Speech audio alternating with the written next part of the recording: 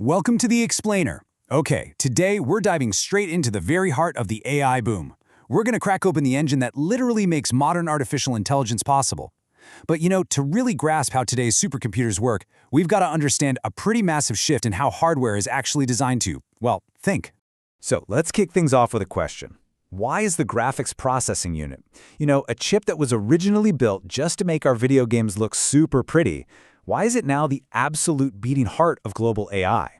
Like, why is it pushing the traditional CPU right out of the spotlight? Let's find out. Here is our roadmap for today. We're going to cover the professor versus the army, architecture and the battle of latency versus throughput, the data with small versus large workloads, powering the AI revolution, and finally, the future with heterogeneous computing. Let's get into it. All right, Section 1, the professor versus the army. We need to build a quick mental model to see how these computers actually think. For decades, the brain of any computer was the CPU. I want you to think of a CPU like a brilliant professor. Give them a brutally complex math problem, and they'll solve it, for sure, but one careful, sequential step at a time. But here's the thing. AI training doesn't need one professor. It needs an army, and that's your GPU. Its absolute superpower is parallel processing. It takes a massive, totally impossible task, smashes it into thousands of tiny pieces, and has this vast army of simpler units solve them all at the exact same time. It's wild. Moving on to Section 2, architecture, latency versus throughput. How exactly do we translate that professor and army analogy into physical, humming silicon? Well, it all really comes down to two totally different philosophies. First up, latency. A CPU is literally obsessed with low latency. Its entire goal is to finish a single task as fast as humanly possible, rapidly switching between operations without skipping a single beat. It's completely optimized for fast serial processing. And to get that blistering speed, CPUs actually dedicate a massive amount of physical die space to memory caches, L1, L2, and L3. Think of this cache as a giant, super organized desk for our brilliant professor. By keeping all the necessary data right there on the desk, the professor never actually has to waste time walking to the library, or, the main system memory in this case. Now contrast that with throughput. This is absolutely the GPU's domain. A GPU completely sacrifices that single-task speed of a CPU to focus purely on volume. The whole idea is shoving as many concurrent tasks through its circuitry as possible via parallel processing. So instead of those giant memory caches, the GPU packs in processor clusters loaded with literally thousands of tiny calculation units, which we call CUDA cores. Because it has so much hardware dedicated purely to math, it handles memory delays totally differently. If it has to wait for data, it just instantly swaps to another batch of work. As long as there's parallel work to do, the army just never stops marching. I mean, just look at the sheer scale of the difference here. A high-end CPU might give you, 32 cores? But a single NVIDIA GPU, it can boast over 5,000 cores. It's a total night and day architectural difference, built entirely from the ground up for data parallel tasks.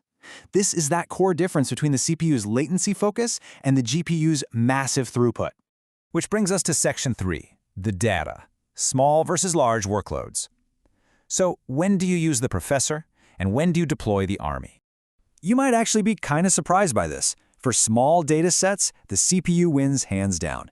In tests, it actually executed small tasks 85% faster than the GPU. Crazy, right? But why? Because deploying an entire army takes time. For a small job, the overhead of launching the GPU is just way too high. The professor finishes the job before the army even gets its boots on. But okay, when the workloads get massive, the script just completely flips. Once data sizes scale up, the CPU hits a brick wall. The GPU, however, achieves this massive 2.88x speedup. It completely obliterates the CPU by chewing through high-volume math with incredible efficiency. Now, developers don't just dump data onto the hardware, they carefully orchestrate it. Using NVIDIA's CUDA framework, they use some really clever optimization techniques like memory coalescing to bundle data requests together and occupancy tuning to keep every single core perfectly busy. It's basically this intricate dance of keeping the hardware fed so the army is never just standing around waiting. All right, moving into Section 4, powering the AI revolution. This brings us directly to why this specific hardware layout is the absolute bedrock of modern AI.